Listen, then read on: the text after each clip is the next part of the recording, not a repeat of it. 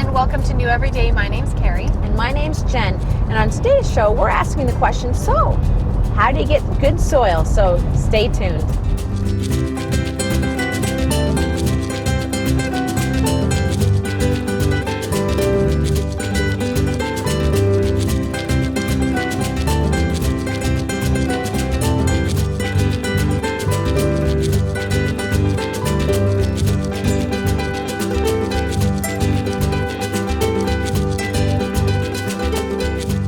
Welcome back to New Everyday. So glad that you've tuned in. It's a beautiful day. I'm looking around on our drive home, and we're looking at fields full of what I would assume would be good soil. We're talking about the Parable of the Sower, and we're finally at the good soil. We are finally at the good soil. So a little bit of review.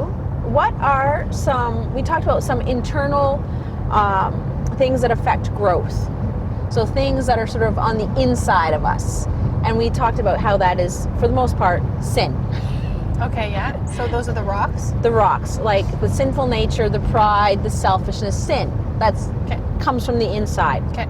Then we talked with respect to the weeds, external things that affect growth. Those things that are coming from the outside that affect us. So we talked about the deceitfulness of wealth, and worries of this world. Those things are external. Okay, they come at us from the outside. We still have to process them on the inside, which are then affected by the rocks in our life. Okay. Right? But those are coming from the outside, affecting us, whereas the sinful nature is coming from the inside. Okay. So the two of them working together, which often is what happens, causes us not to grow. And so the big question is, well, how do you actually have good soil then? Right? So how do you get rid of the weeds? We already talked about that. We talked about how to get rid of the rocks.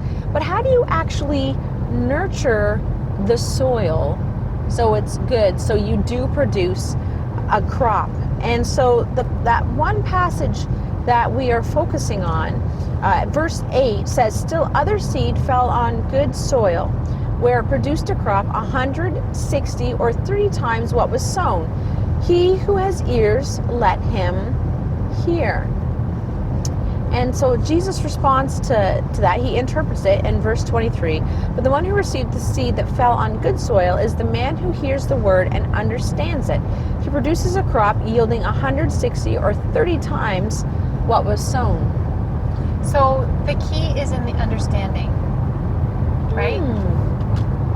Because it says he understood, right? Who understands it is the good soil. But the seed that fell on the good soil is the man who hears the word, hears it. So there's an audible listening. Okay. And then there's the understanding it, right? Okay. Which is, I often, whenever I think of that word understanding, I think of a cow chewing the cud. Okay. Because it has 4 stomachs. And so what actually happens is it eats the grass, swallows, goes down, but then it actually comes up again and he chews it again, goes down, comes back up, chews it, like that's the chewing of the cud, right? And so he's ruminating on it. And so when we talk about understanding, it's this idea of, does that God thought, that gospel message, I want to say, ruminate like that? Like, does it ruminate around in your head? And do you think about it? Do you ponder it? It's like listening to a message in church, which for us, church was yesterday. And we even said, okay, what is it that stands out from that message, right? So what are you ruminating on from that message, and how is that going to affect your life? That when we say because it's hearing the word, but it's also understanding. It's that ruminating. I understand what this means. I'm going to apply it to my life. I'm going to, if you think about that cow again, he's going to get every ounce of nutrients out of that, right? He needs to chew on it a long time. He's ruminating, thinking about it, processing it. Now, if I have my idea of cow eating grass off, for the most part, it's right. It does have 4 stomachs. and it does take that long to process it, and it does chew and chew. So it's that same understanding. So I apologize to any farmers out there who I have it off maybe. But I'm not going to correct you. I don't know. So, but you have to hear the word, and you have to understand it. Then I also think, Jen, doesn't Jesus say no one comes to the Father unless the Father himself draws him? Yes. So does God not prepare people's hearts? Yes, he does. I'm just answering her question because she asked a yes or no question. Okay. Yes, the Father does draw us, preparing us, but creating a desire in us for him, for us to ask those questions, right? To seek him out, right? It says that the Father, through his grace, draws us to him. But our responsibility is then to actually receive it, right? It says that he heard it, right? He received the truth. Yeah. So yes, the Father, and that's part of the lavishness of the seed. Like he lavishly throws the seed, which draws us, right? Does that make sense? Yeah. And so he lavishly draws all people to himself.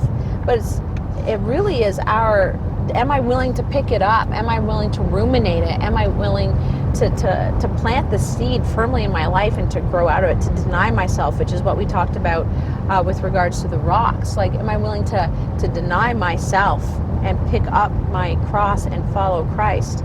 And so, like, that's the retaining it by persevering. And to go over to Luke 18 for some further understanding, and you mentioned this a little bit in the last episode. Luke 15 says, "But the seed on good soil stands for those of a noble and good heart who hear the word, retain it, and by persevering produces a crop." Right? So they've heard it, they've retained it, they chewed on it, they've understood it, and they choose to keep it, and by persevering produces a crop. And so to persevere actually means, and I checked this out in the dictionary, it says to persist in anything undertaken, to maintain a purpose in spite of difficulty, in spite of obstacles, in spite of discouragement, and to continue steadfastly. Yeah. I can think of some older Christian people in my life that I know that they have just continued in what they believe. Yeah. They just have kept reading the Bible. They just have kept loving people. They've kept offering forgiveness. They kept being forgiven and just choosing to live that life, loving God, knowing that they have life in him. Like, it's been a long process for them. And I think for a while I was kind of getting discouraged because I saw some people, like people who I thought had been Christians a long time, and yet they don't seem to be living this an abundant life. And I was like, what? You've been at this gig for 50 years and I don't see like a crop of 160 or even 30 from just looking at your life. And these are people that maybe I don't know so well, but it wasn't obvious to me. I mean, if there's a bumper crop, it's like, wow, there's a bumper crop. That's good stuff being produced. Right. So I don't know, Jen. Like, I guess I was like, well, what happened? If you were good soil at one point, why now when I'm looking do I not see this? Well, and I think we read that passage and it says it produced 30, 60, or 100. I've listened to a couple different understandings of what that means. One preacher said, well, strive for the 100, strive for the 100. You're like, what does that mean? But like, what, when you say 100 what? Like, what am I doing? Right. But that's just it. It's like, what is that crop of 100? Does that mean that you've shared the gospel with 1,000 people? Right. And so, okay, or you've only shared the gospel with 500 people, and you've only shared the gospel with, 200 people. Is that what that means? Is that the measuring bar? Like, is the measuring bar sharing the gospel? Or living this abundant life? Like, what does that mean? But it says producing a crop, right? So what is the crop? Well, it's love, joy, peace, patience, kindness, goodness, faithfulness, gentleness, and self-control, right? The fruit of the Spirit. And John 15, 5 says, remain in me and if a man remains in me and I in him, he will bear much fruit. Apart from me, you can do nothing, right? So there's this idea that when we remain with Christ, we produce fruit. But I think we can get caught up with, I want to say, pointing the finger. Well, I don't see the fruit. I don't see the fruit in your life. I don't see the fruit in your life. And is it because we're looking for the 100-fold? But really, the fact that they go to work faithfully every day, that they witness to their friends faithfully every day, and, you know, they share the gospel with the person maybe that they're having a cup of coffee with, and yet that person goes on to produce, you know, they share their faith with, you know, 100 people. Yeah. Well, the fact is, they still were faithful to the opportunities that God gave them. Like someone shared the gospel with Billy Graham. Right. But we don't even know who, well, I'm sure it says somewhere who that one person was. And then Billy Graham went on. And so then do we look at Billy Graham's life and go, oh yeah, that's a 100-fold life, but the person who only shared it with you because they only shared it with one person, well, that's only a 30-fold life. And so it's like, I think we can get striving, saying, well, I want to produce more fruit. But I'm wondering, because if you look at different types of fruit, like an orange will only produce like what, 5 or 6 seeds inside of itself. So it could only produce 5 or 6 trees out of that one. But a stalk of wheat has like 60 seeds in it.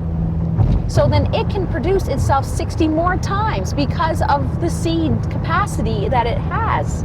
And so, but when you just look at the orange, where you're like, well, it can only produce itself like 5 more times. So are you likening that to someone may be an orange and someone may be a wheat? Yeah. Like, I think the question is, are you actually producing to your capacity? Like, are you producing to what God has given to you? And that's, I think, part of the question that we need to ask, because he isn't poo-pooing the 30-fold or the 60-fold or the 100-fold. He's just saying, I guess the big question is, are you producing fruit? And so, because even Jesus said, every branch in me that doesn't bear fruit, the Father cuts off and prunes so that it will be even more fruitful. Right. So we're going to pause. We're going to come back right after this. Jeff Weston, Yeah, man. you're building a brand new, beautiful website, What? aren't you? No. Am I? Oh, you're a terrible actor. What? This is where acting comes into play. Oh, I didn't know we were acting. You're supposed to act. Okay, fair enough. All right. I'm building a really cool website. Are you building a really cool website? You need hosting. One of the things about a hosting account is you don't want to have limitations put on your website. It's true. How much hard drive space do you have? How many email accounts? How many domains can point to it? Well, we've got an amazing deal for you. For a very limited time, cat5.tv/dreamhost. For just $5 and a bit of change per month, you are going to get unlimited website hosting, unlimited email accounts on that hosting service. You are also going to receive a free domain name. Ooh. So your own .com. Nice. To put that amazing website that you've been working on It's on true. there. If you want to build a WordPress site, fine. Sign up, cat5.tv/dreamhost. Just don't put Panama Papers on it. Just don't do it. But hey, it's a great deal, folks. Best deal you're going to find. $5 and change per month. Go to cat5.tv/dreamhost. Welcome back. So glad that you are still in tune with us. Thank you also to Category 5 TV for making this show possible. And for all of our partners, go onto our website, neweveryday.tv, check out our partners page, scroll down, maybe see how you can support us or support those businesses that are so faithfully partnering with us. So Jen, where are we at? We're having this conversation of what 30, 60, and 100-fold means. And to be totally honest, I don't know. we don't know. And I'm okay with that. Okay. Because at the end of the day, we need to be producing fruit to the capacity to which God says. It's like, what have you done with what you have been given? So I'm thinking of the parable of the talents, right? Where the owner gave 1 10, 1 5, and 1 1. Well, why did he do that? Well, because he knew that the one who he gave 10 to was going to be faithful with the 10. And the one he gave 5 to would be faithful with the 5. So we're supposed to run as if we're going to be the winner of the race. Yes. So it's like, if you're a marathoner, run the marathon. If you're a 5K'er, run the 5K. Like, whatever it is that you have the capacity to do, then do that. You know what? I'm reading this book actually from the 1900s, and I think I maybe talked about it before, but it's about like the work that you're doing, like how to use the work you're doing, whatever it is, to honor God with it. So the one chapter talks about the drudgery of work, and sometimes in your job, like maybe if you're like a PSW and you have to help people wash up often. What's a PSW? Person support worker. Okay. You have to help people wash up, and it's a dirty job, and you might not like it, or you might, be a clerk at Walmart, and people are unkind to you, and that kind of like drudgery of the day in, day out, kind of not fun things. But the way that it's written is so beautiful, because it likens how it can be a sacrifice to not complain about those things, but to consider it an honor because of what Christ's done and how much he sacrificed for us, that if we do that work in such a way with love and patience for the other people that we're interacting with, that essentially produces good fruit. Like, our love will be abounding more. Our patience will abound more. Yes. And we'll find that it becomes easier and easier to do that as we submit those things to God. So maybe that act of checking that person through the till who's really unkind, maybe that's your opportunity to produce that one-fold or that two-fold, And, well, I don't know. And we have talked a little bit about James, where it says, James 1, 2-4, consider it pure joy, my brothers, when you face trials of many kinds, because you know that the testing of your faith develops perseverance, and perseverance must finish its work so that you may be mature and complete. Isn't that interesting? Not lacking in anything. So it's like, how do you walk through those trials? Well, you do it with perseverance, like Carrie said, with kindness, and consider it joy that you actually have this opportunity, because it's going to produce fruit in you. Yeah, and it's kind of like the day-by-day thing, in the moment by moment. And sometimes talking about Christian concepts, it can seem really like out there, and how do I actually apply this? Meanwhile, when I hit the street, or when I hit my job, or when I start talking to my family again, that's where the money is. Yes. It's in the conversation. It's in the thoughts that you have. Man, so many things to think about. Like, even as we keep going, we're like, we could talk about that, but we're out of time. So we want to wrap this up and say thanks for tuning in. And Jen, maybe you can pray for us. Yeah. So the three things we want you to remember is: am I ready to receive the word? And am I willing to obey it? And do I have the courage to follow it out? So we want you to think about those three things. That idea: am I willing to receive it? Am I willing to walk it out? And dear Jesus, give us the courage to obey it. So we want to leave that with you. We pray that the God of all goodness will draw near to you today. And as I want to say, ruminate on this passage, that he'll speak his truth into your heart, and that you will remain in him and he with you, and you will produce much fruit. Have a great week.